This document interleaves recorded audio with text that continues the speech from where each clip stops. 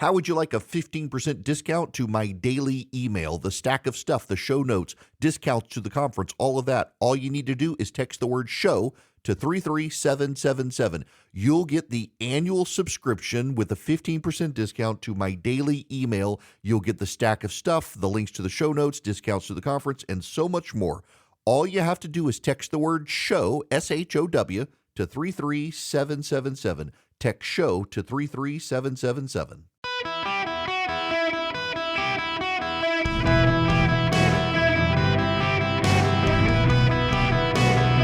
Welcome to the Eric Erickson Show podcast, Hour 2. Hello, America. It's Eric Erickson here across the fruited plain. The phone number, if you want to be on the program, 877-973-7425.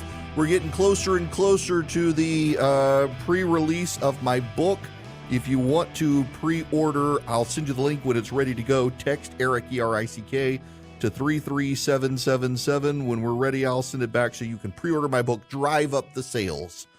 Now, in the last hour, Jay called. He's deeply concerned. Democrats seem to always advance the ball and get things done. The Republicans never seem to herd the cats and make excuses for why they can't get it done. He's deeply frustrated. And I've said, we have a more diverse coalition on our side than the Democrats do ideologically. We have a wider group of people, moderate conservatives, more independent thinking people. It's harder to herd those cats. It's not an excuse. It's a reality.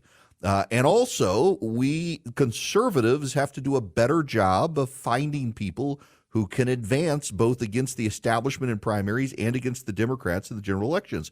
We've got to choose candidates who are conservatives who can win, not just people who tell us what we want to hear, who then can't actually get elected. My guest is a friend of mine who is going to be running for Congress. I think it's the 3rd congressional district in Georgia has opened. Drew Ferguson is the incumbent. He's leaving, decided to retire. And there are going to be a number of people running. And the question is, can we find a conservative who is young enough to stay there for a while and have an impact, and also conservative enough to be able to win? Well, it just so happens Philip Singleton was a state representative from that area. And he was conservative enough and rattled against the leadership in the House of Georgia enough. They redistricted him out of his district to ensure that he couldn't win because he, stood up for conservative values that much and was winning. And then he went to Congress to serve as the chief of staff. So he already knows on the ground the training of what it's going to be in Congress. He's already proven himself enough of a conservative. The Republican establishment hated him, and he can win the area because he already has. And he joins me. Philip, how are you? Eric, good to talk to you, my friend. How are you doing? I'm great. So why on earth do you even want to go to the madness of Washington, D.C.? I've been up here for the last year. Certainly that's a good way to characterize it. But, Eric, America's not broken. Washington is broken, and that's the big trick that the media doesn't want to tell you. I've been up here and I've watched it. I watched it as a state legislator. I've spent my entire life fighting this country, doing 3 combat tours in the Army. And look, just too many politicians, they campaign like Spartacus and then they legislate like Lumiere. And, they're more worried about their path to majority leader than serving the people that elected them. And so there's this huge gap between what the electorate wants to be able to accomplish the America First agenda and who we end up sending up to Washington. And, this is my home. It's where I'm from. It's where I've lived my whole life, except when I was serving. And, God's opened the doors in the right way, and we have the right amount of experience, and I've worked towards it my whole life. So I think it's a unique time where we're in a great position to actually advance the America First agenda and fight for liberty. So that's what I'm going to do. Now, I keep telling my listeners that we got to actually vet the candidates because we can nominate all sorts of people and then they can't actually win in the district. But this is a Republican district, and you actually were a member of the state house in this district. And boy, the leadership sure didn't like you in the state house. Yeah, I mean, that's true. I mean, it's I advocated for things like Save Girls Sports and school choice and stopping Medicaid expansion and actually balancing our budget, really crazy fringe things, Eric, that are, exactly in the Republican Party platform. But there's forces that be in Atlanta and Washington that just don't, they don't want you to challenge the status quo, and they don't want you to fight for what the people want you to fight for. So they're always going to push back. I was really fortunate, actually, because, I became good friends with my current boss, Marine pilot Dr. Rich McCormick's now Congressman McCormick, and he saw the fight I was fighting in Atlanta, and I was helping him run for office, and when they drew me out of my district for just doing the right thing, he's like, you know what, just come up to Washington with me and keep fighting, because I've been in the fight my whole life. And so we've done that the last year, and I've got his blessing to come down and keep fighting beside him now, hopefully as a congressman, and that's what we're going to do. We're just going to keep fighting for what we believe in. Now, let's talk about your military experience, because it's one of the things I think that sets our side against the left. For a while, the progressives tried very hard to recruit members who had been veterans to go to Congress to take an anti-war stance. They had some success, kind of limited, and our side, I think we forget that we do have military veterans who want to serve, who've served the country in the military, that we can promote to office, and who also kind of understand the struggles that the military is having right now, particularly with the Biden administration. Yes, sir. I mean, our recruitment's down at abysmal levels. I mean, it's, the woke military doesn't work. We need to be ready to fight and win wars. And I learned that in my 3 combat tours. It's ironic that the difference between being a combat Apache pilot and being a legislator is, as an Apache pilot, I always knew who the enemy was. The enemy would shoot at you in the open day. And, when I was a legislator, I was the most conservative legislator in Georgia. I won awards for Legislator of the Year, and I was a Club for Growth fellow, and Georgia Freedom Caucus. I launched that in 2021. And so you would think, like, man, this is a guy that, the Republican Party would love, and the people in the district love me. But, man, when you vote against the budget, or you turn down, the wrong checks from people that are trying to influence you, it really doesn't sit well with people. And it's amazing how quickly it doesn't matter what your beliefs are. It's all about just, playing along with the game. Yeah, there's got to be a deep level of frustration there.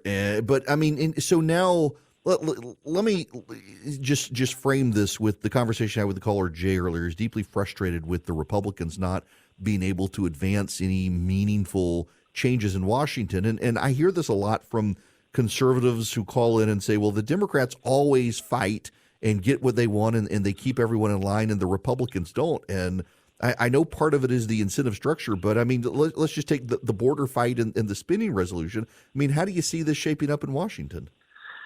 I mean, the complaint makes a lot of sense. I mean, that's how a lot of people feel. It's also like the Republican Party. It's a bunch of people that think independently. It's almost like herding cats. The hard part for someone that's trying to vet candidates is, are they going to do what they say they're going to do?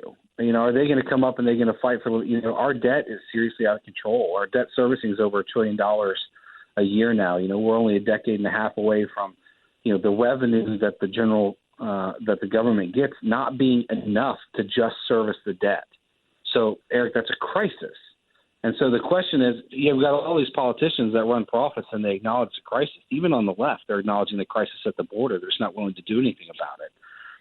And so you got to remember that the voters want to put it on the party, and to that extent, I understand their complaint. But Republicans have the House, the Senate is controlled by the Democrats, and the White House is controlled by the Democrats. So we've got one of the most conservative speakers we've ever had in Mike Johnson. And, I don't like the debt deal that they've got public that they're working on right now. It's not a good deal for us. But he has to work with the Democrats, and we've got to elect more conservative warriors are going to go to D.C. and are going to do what they said they're going to do. And I just want to make something clear, too. Having a proven track record matters. Having the courage to stand up there and vote no on something that's bad matters. Sometimes in government, the stuff you can stop is almost as important as the things you get past. So there's a lie about being effective. But you also don't, kind of like my current boss. You don't have to call people names. You don't have to shout and stand on the rooftops. It's not about fighting people. It's about fighting bad policy. The bad policy is the enemy. Amen to that. Yeah. So now, having said all that, heading into Washington, D.C., obviously Republicans, we need to pick up the Senate as well. Whether Biden wins or not, hopefully not. We have a Republican in the White House, have unified government, House, Senate, White House under Republican leadership. Let's say you get the ideal scenario. We keep the House and increase our numbers. We pick up the Senate. We win the White House. What's the big thing you want to tackle? It's got to be debt. It's got to be automatic spending. It's the things that nobody wants to talk about because they're the things that the people are worried they're not going to get reelected if they do it. I believe in term limits and balanced budget amendments. If we could get those passed, it'd be transformative to government. But good luck getting enough people in Washington that are willing to sign themselves out of a job. That's Eric. That's why records matter. You got to look at the way people have voted. Don't listen to what they say they are on the campaign trail. If they've got evidence in their background, you need to look at the way they voted. Okay, let me stop here real quick because can you explain this to people? Because I have, but coming from you, you've been in the state legislature, you're now a chief of staff in Congress. Explain the automatic increases to people. So you probably have heard of it as mandatory spending. Mandatory spending is not an accurate term because there's nothing in Washington that's mandatory. We have an appropriations process where we pass 12 appropriations budgets. Appropriations bills. We haven't done that in, I think, like 8-9 years. I mean, it hasn't happened in a very long time. But stuff like Social Security, there's about 3/4 of the federal budget is what's called mandatory spending. The trick is, Eric, it's not mandatory. It's automatic, and there's a difference because we can go in and we can amend those things in a responsible way to make sure that they're solvent. But what's happening is you've got conservative Republicans who run on the campaign trail like they're conservative, but in their whole time in the legislature, they've never opposed an appropriations bill. They've never voted no on a budget. And you've got the Democrats that they're playing Russian roulette, just hoping that the defaults occur when the other team is in charge. Because then when the defaults occur, automatic cuts go into effect in those automatic spending categories, which will make us solvent automatically, and they're going to be painful. Talking about 10 to 50% cuts in Medicare, depending on the timing and the amounts, and Social Security and other things, and like seriously damaging things to our country and our economy. And it's a game of brinksmanship because if the other guy's in charge at the time, you can blame them and allow the automatic cuts to just fix themselves. And so the biggest thing, the takeaway for you and your listeners, Eric, is if somebody starts talking to you about mandatory spending, I would probably flip the channel because they're already being misleading and not honest about what the real problems are. There's nothing in our government that is mandatory. Works for me. It's phenomenal to me that we've structured the system where if you don't do your job, everybody gets rewarded by spending increases. That's right. It doesn't make any sense. No, it doesn't. All right. So you're running for Congress in Georgia on the ballot this year. You'll qualify. There'll be a primary. Where can people go to find out more about your campaign? Yes, sir. It's singletonforcongress.com. We've got Haralson to Henry County, down to Upson, over to Muskogee, the entire southwest portion of Atlanta there. It's my home. It's where I'm from. They like America First agenda. They like fighters that are willing to go up there and do what they say they're going to do. I need as much support as we can get, so come check us out, and we're fighting for the people in the Georgia 3rd. Well, good luck to you. I appreciate you coming on. Anytime, Eric, and I look forward to my free book. Yeah, absolutely. I will send you a copy. Philip Singleton, running for Congress in Georgia. You say you want conservatives who can put points on the board. He was an Apache helicopter pilot in the Middle East in combat. He went to the state house. He was willing to oppose Republicans' big spending. He was willing to fight for school choice. He was willing to fight against boys and girls sports. They redistricted him out of his district to defeat him because the voters kept reelecting him. Now it's time to send him to Congress to be a congressman. Philip Singleton, you want a conservative fighter who can win. He has won in this area of the state repeatedly, and they had to rearrange the chairs to get him out of his seat. We got to send him to Congress where he's willing to stand up. He's already proven himself. 1, he's able to win, and 2, he's able to stand up for what he believes in, even against his own side. And 3, he's a veteran in combat. He's willing to take on the fight. So We need people like that in Congress. Philip Singleton. Welcome. It is Eric Erickson here. Thanks to Philip Singleton kicking off his campaign launch on the show. I'm a big fan of his. We've been friends for a while. I'll never forget how the Republican establishment in Georgia aligned to draw him out of his district because he was a thorn in their side, poking holes on all their arguments. One of the big issues there was the Republican leadership in Georgia for the longest time didn't take the trans issue seriously. And so there were efforts to prohibit boys from being in girls' locker rooms. And the prior speaker, now deceased, David Ralston, didn't think it was a big deal, didn't support it. And Singleton fought for it and regularly got punished for standing up for these things. But my gosh, the guy is so solid. We need somebody like that. Now, I got to bring you all a little bit of an update. The Fani Willis matter. She's the prosecutor against Donald Trump in Fulton County, Georgia. I started the show yesterday telling you that one of the defendants in that case is accusing her of appointing Nathan, Wade, the special prosecutor. He has no RICO experience, but apparently they're in a relationship. They're in a relationship while he's married, going through a divorce, apparently been having an affair. According to the allegations. Well, now Nathan Wade's wife sent a process server to the Fulton County DA's office and subpoenaed Fani Willis and ordered her to come testify in the divorce case. My goodness gracious, you want to talk about all the Trump stuff and Trump behavior.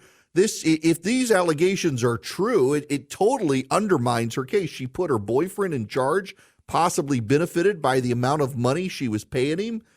Hard to prosecute that case moving forward. Just the fatal hubris of these people when they get a hold of power. And you know, the irony here is that still less corruption than the old prosecutor that she beat and replaced. I was explaining this to somebody the other day that as bad as this is, and it's bad if true, still less corrupt than the old guy. Good gracious, Fulton County, maybe instead of suing Donald Trump for corruption, y'all should clean up your own house. Good grief. All right, I got to move on, but first, I got to tell you about Old Glory Bank, oldglorybank.com. A couple of you asked me questions yesterday about FDIC and all that. Yes, this is a real bank, FDIC insured, all of that. You can get checkings accounts, savings accounts. You can get loans from them, everything. You can set up an account in 8 minutes or less online at oldglorybank.com. I know because I've done it. This actually is my bank. I've got my checking account and my savings account with them, and they're good people. It is a great bank. I love to have an online bank. I've never run into problems having like no branches in my area to go to. You can do everything online. They make it easy now, even with checks. In many cases, you can use certain ATMs to deposit checks that are honored by the bank. It really is just a phenomenal bank. My family is using this bank for our checking and savings. I believe in them, and it's nice to do business with people who share my values, who I don't have to worry about getting canceled by the bank because they're never going to cancel conservatives. oldglorybank.com. Great people, great bank. oldglorybank.com. Well, I see my buddy Sam Feist. He's standing next to Nikki Haley, getting her ready. Sam is the Washington bureau chief for CNN, one of the people who hired me when I was at CNN. He working with Nikki Haley. They're bringing in Nikki Haley and Ron DeSantis to go through the debate prep for tonight, what it's going to be like on stage, how they're going to argue. I'm interested in seeing how this debate goes. And, of course, they'll be competing against Donald Trump. Fox News allowing Donald Trump back on set for the first time in a long time, engaging with him. Now, all of this comes, there's an interesting piece today about the lay of the landscape, the GOP. Jonathan Martin is a political writer. He's the senior political columnist and bureau chief of politics for Politico. He started out at National Review. He's moved into the mainstream media. Jonathan Martin has this piece, and it is worth all of us paying attention to this. The headline in his column is Why Nikki Haley Won't Break Through. Essentially writing off her bid in Iowa. And His point is that the divide in the Republican Party right now is between people, and really in American politics, is people with college degrees and people without. I struggle, this is him writing, I struggled to find a single attendee in the suburban strip mall tavern who was not a college graduate.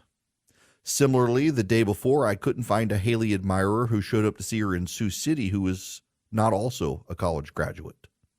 She's reasonable, Jim Main, a Milwaukee resident, said of Haley. Originally, I was favoring DeSantis, but he just hasn't connected. Main has no use for Trump, calling him a jilted junior high boyfriend who makes up names for people. Retiree, Main was an accountant for an insurance company. Pretty standard around here, he put it, of Dallas County. Now, none of his neighbors who voted for Trump the last couple of times are voting for him again.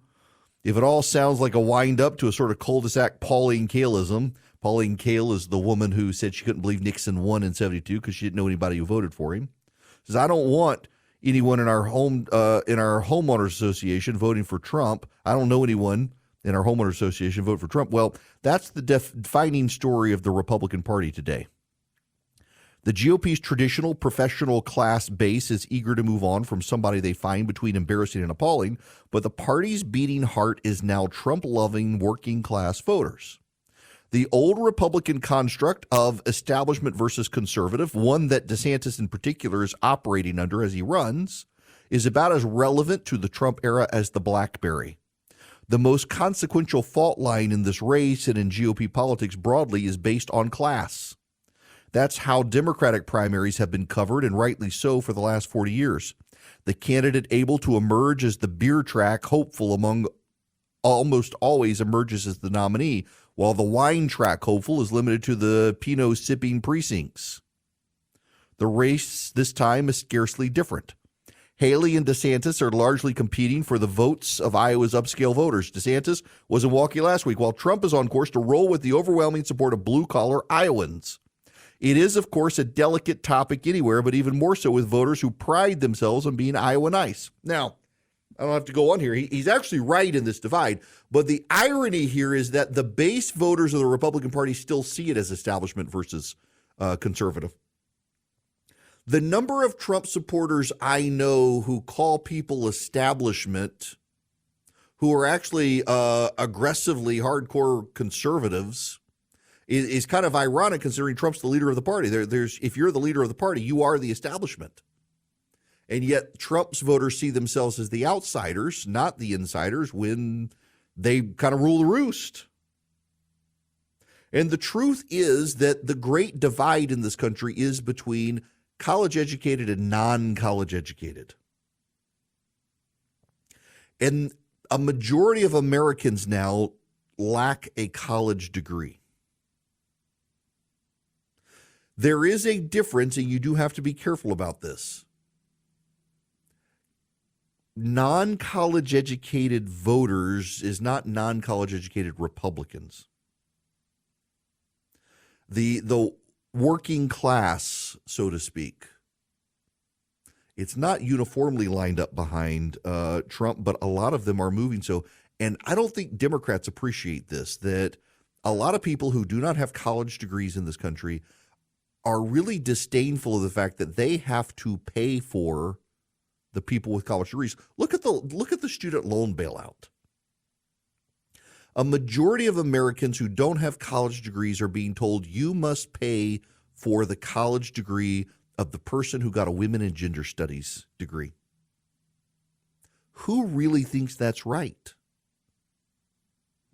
And the Democrats did that. Then the Democrats have, in large part by doing so, helped lock themselves in with these college-educated voters, particularly upper-income, white, secular, college-educated voters. There's a church divide in here, too.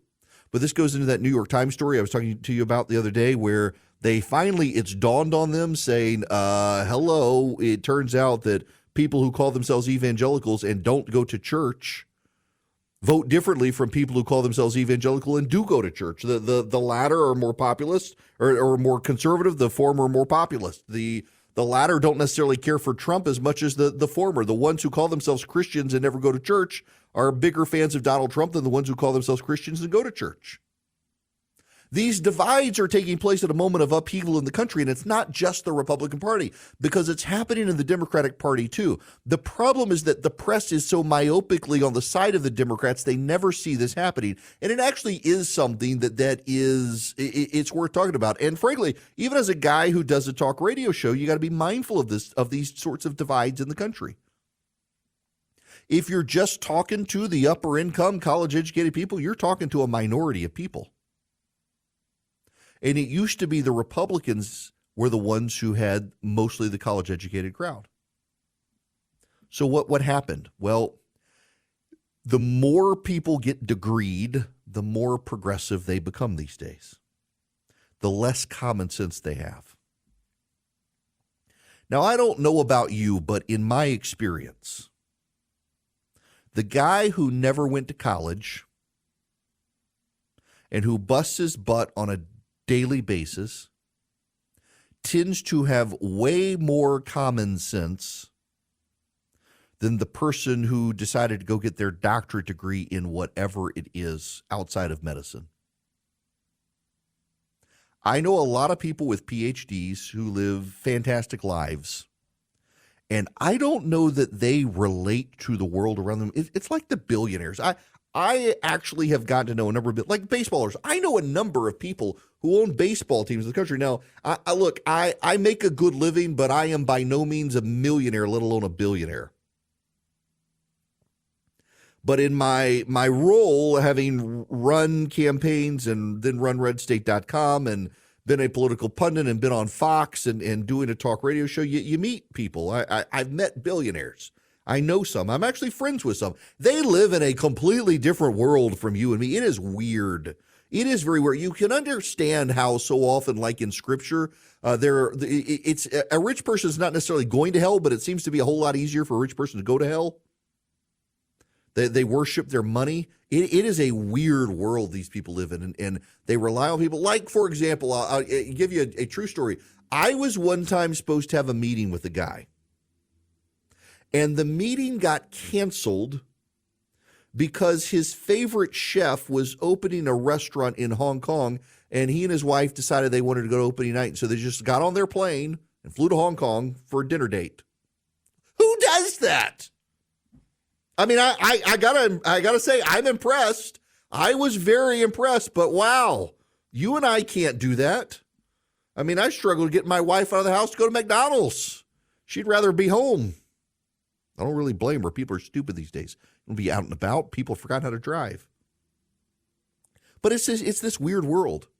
And more of those people have moved to the Democratic side. Although there is this weird offshoot that I find very funny of these self-made, really super wealthy people who've decided they identify with the working class because that's their roots are from that. They see themselves as that, and they're not. I mean, they've got like the beach house, the mountain house, the regular house, the apartment in New York City, and the apartment in Washington, and their own private plane, and yet they act like they're from the working class. It's kind of funny.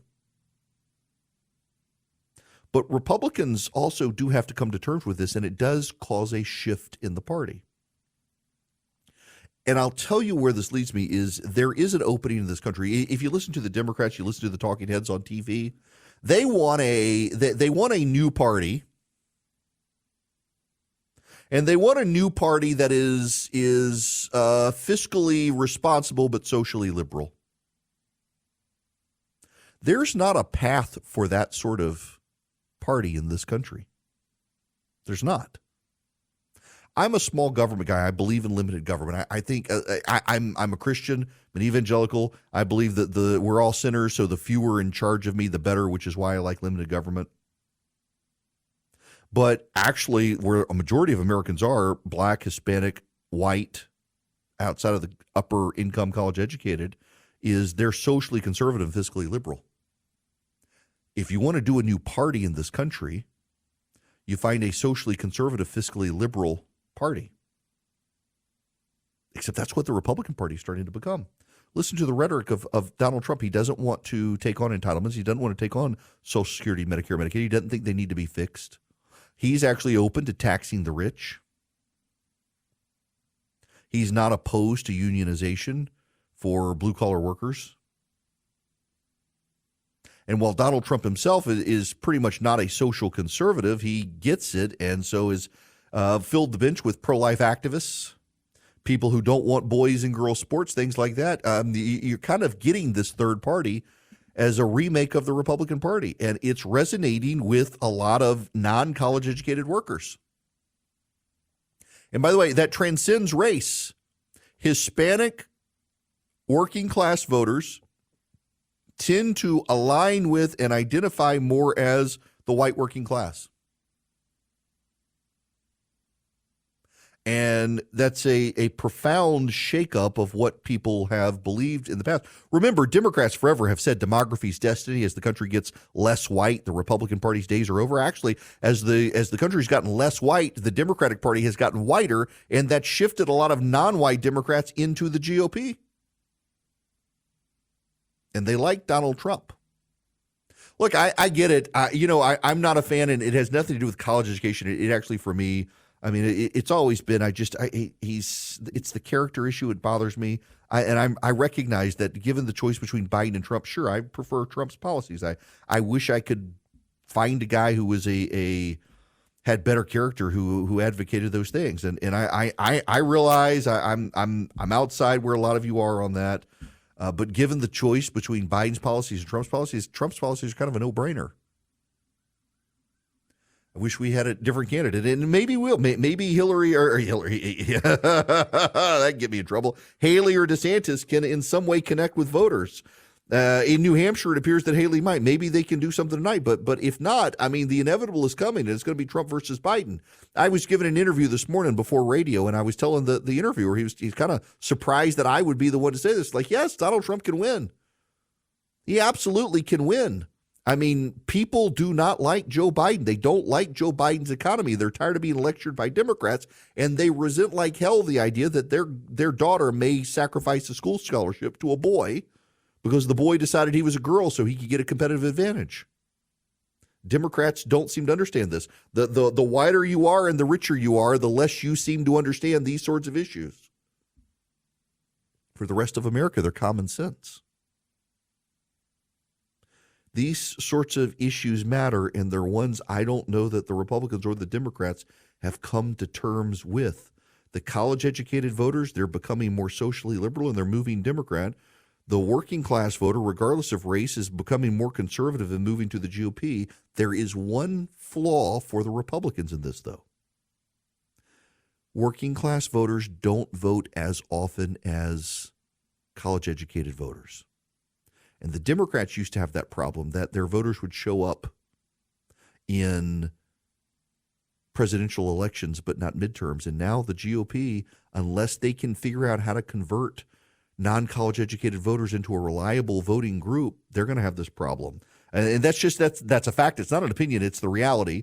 And it explains, for example, what happened in Virginia in 23, and it happened with the GOP to a degree in 22, is non-college educated working class voters show up in presidential elections, but they don't in off-year elections. And the GOP is going to have to figure out a way to convert them into reliable voters for the GOP in off-year elections to maintain some level of position outside of presidential elections. Now, you're going to need to maintain your position in your office with your computer and technology. You don't want to be down. You don't want to have downtime. You want your computers online and active and functioning and able to keep up with the demands of modern business, which is why you should go to Vision Computers. Let them take care of you. Vision can build your computers, save you some money, and keep you online. VisionComputers.com or 404-COMPUTE. Call Vision Computers. Tell them I sent you, get an even better deal. Now, here's the thing. You could go to the big box electronics store, and you could buy the off-the-shelf computer. But one, you're going to have to go back in a few years and get another one because it's going to be outdated. You're going to have to go buy another one. With Vision, they can build you a computer that's upgradable over time, so you're not buying the shells and all the other stuff. You're just upgrading as needed. But two, who's going to support that computer? Who are you going to call if you have a question? You don't know how to do something. If you order from Vision Computers, well, they can be that guy. So faster than a Google search, you figure out how to fix your computer, how to do what you want to do on your computer, how to make it fly, and they'll keep you up to date. They'll do it for your business. They'll do it for your home. They'll do it for you. They'll do it for your employees. Build the computers and be your tech support. 404 Compute, that's their number. 404 Compute. Call Vision Computers and tell them I sent you. They'll get you an even better deal. You can go to visioncomputers.com, but call them at 404 Compute and tell them I sent you. Welcome. It is Eric Erickson. We've gotten a number of calls from people asking if I'll talk about what's happening in Ecuador. Yes, that's actually on the list of stuff to talk about. Stick around for the next hour. We got to talk about Ecuador and the Houthis. What's happening in Ecuador? You're going to see more refugee crisis in this country. The Libs of TikTok account just put this video up. I received this from a source at O'Hare Airport in Chicago. Parts of the airport were sectioned off to house illegal aliens. There were too many illegals, and now they've overflowed into the terminal area. The source says they're mostly Hispanic men, was asked not to record. Why are they trying to hide this? They're using O'Hare. Did y'all hear the Democratic member of Congress kind of give away the game on why she wants these people? I'm from Brooklyn, New York. We have a diaspora that can absorb a significant number of these migrants. And when I hear colleagues talk about, the doors of the inn being closed, no room in the inn, I'm saying, I need more people in my district, but just for redistricting purposes. And those members could clearly fit here. Got that? She wants them for redistricting to grow the Democratic districts.